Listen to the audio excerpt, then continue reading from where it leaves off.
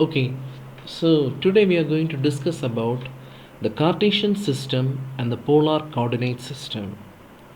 And I'm sure that most of you are familiar with the Cartesian system because whenever you draw the graph, you'll always go for the Cartesian system. But for some of you, the polar system will be something new. And before we learn the modulus argument form of a complex number, we have to be very clear and we should have a very clear picture about this polar system and the Cartesian system. Okay, so in the Cartesian system, as you see here, we need two lines. One is called the x-axis and the other is called the y-axis. And the point where the x-axis and the y-axis meet is called, the origin. Okay, so I'll make it a little bit clear. Okay, so we have the origin over here. Okay, so the reason we need Cartesian system and polar coordinate system is to give representation to all the points in the plane. As you see, there are infinite number of points in the plane. You can see a few of the points in the plane. I'm putting those red dots in the first quadrant, second quadrant. So you can see that there are infinite number of points. There are infinite number of points throughout the plane, but this Cartesian system gives us a unique representation for each and every point on the plane. Okay, so take a look at this. Suppose I have a point over here. Okay, so we have the point there.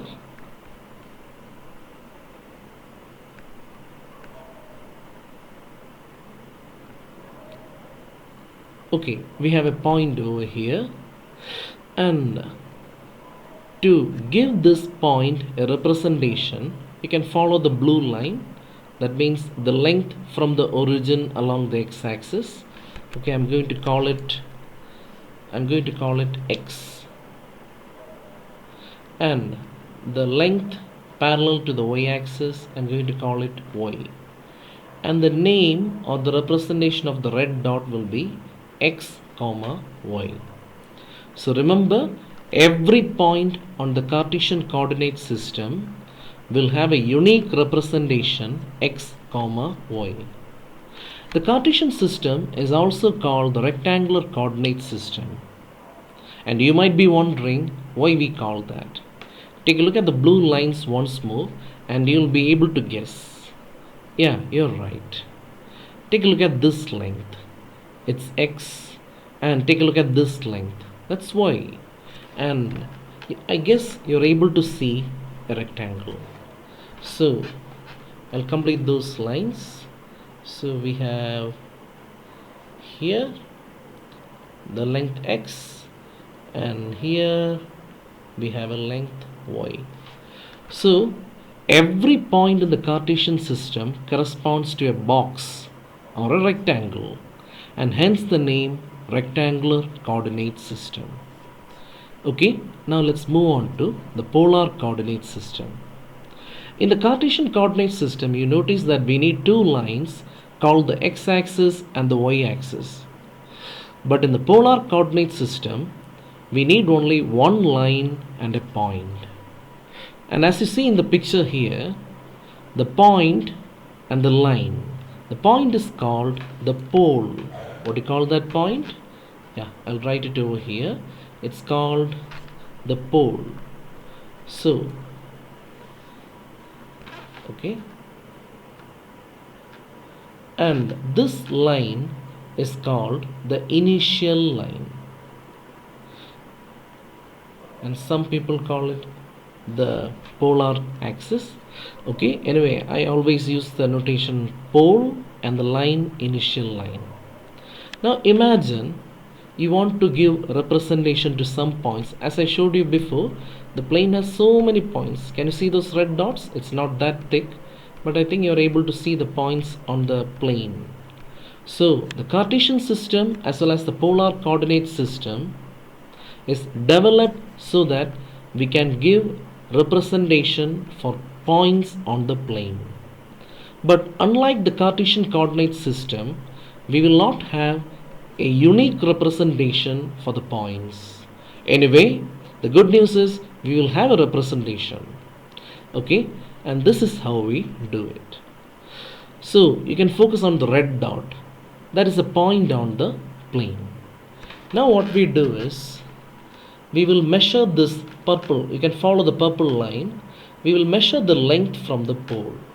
And normally we use the letter R for the length.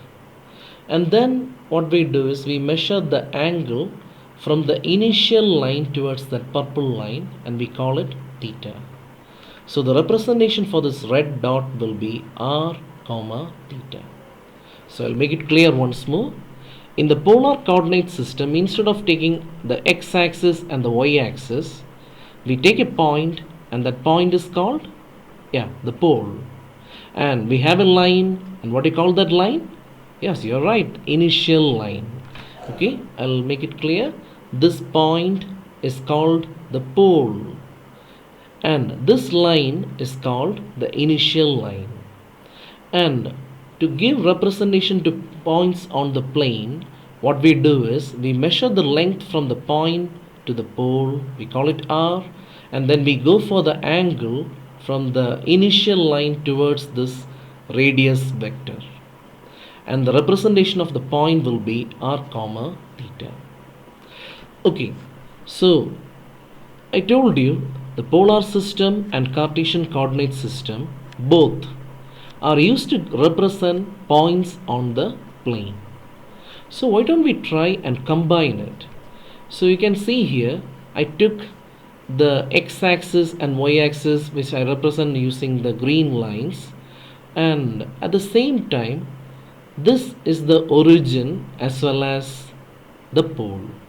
So I'm going to assume the positive x-axis. I'll try to make it a little bit clear for you. The positive x-axis, this one, the red one. Okay, that line will be the positive x-axis in the Cartesian system as well as our initial line. So once more, I'm going to combine the two systems together. So the green lines represent the x-axis and the y-axis, and this point will be the origin as well as the pole, and the red line or the positive x-axis is our initial line. So from the polar coordinate point of view, this red dot will have a name R comma theta. And from the Cartesian point of view, the same point will have a name x comma y. Okay, and since we are talking about the same point in the plane, both of them are going to be equal. Okay, so I hope you have a clear idea about the polar coordinate system. So what will be the length of this purple line? Okay, so that is R. And what about this angle? That is theta. And from the Cartesian point of view, what will be this height? This one. Okay, y, and this length will be x. So I hope you pause the video for 1 minute and go through the picture. Okay, so I hope you got the picture. We have the Cartesian system and the polar system in the same graph, and we are talking about this red dot or a point on the plane. From the perspective of polar coordinate system, it will be in the form r comma theta, and from the perspective of the Cartesian coordinate system, it will be some x comma y. And since we are talking about the same point on the plane, we can assume both are equal, and from that we get x, y, r, and this theta. Okay, now I want you to use the basic trigonometric functions. I think you can see a right angle triangle over here. So first of all, I'm going to write r square is equal to x square plus y square by applying Pythagoras theorem. And the second thing I want you to do is I want you to find the value for tan theta. Yeah, that is y upon x. And now I wanted to find two more things, that is cos theta as well as sin theta. Okay, so what is cos theta? Okay, that's your basic trigonometry, x by r, and sin theta is nothing but y by r. Okay, let's focus on this result. Something very interesting. So from here, if you cross multiply, you can check it out. X will be equal to r cos theta. And from the second one, we get y is equal to r sin theta. Okay, and what does it mean?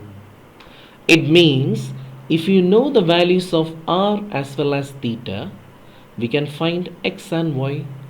That's really interesting. This means any point on the polar coordinate system can be converted into the Cartesian coordinate system by using this formula. Okay, now I want you to focus on the first two.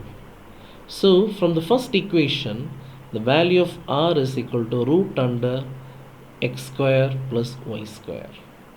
And from this one, the value of theta is tan inverse y by x.